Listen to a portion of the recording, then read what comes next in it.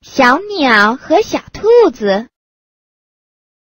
森林里有一棵很高很高的树，树上住着一只小鸟，树下住着一只小兔子。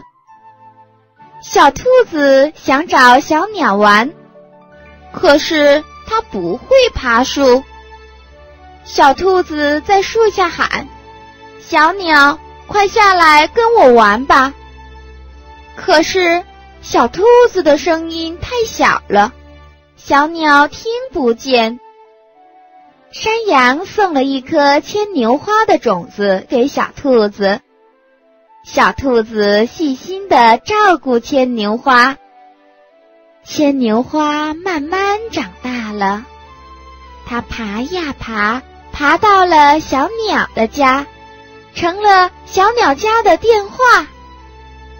小兔子在树下用牵牛花电话问：你是小鸟吗？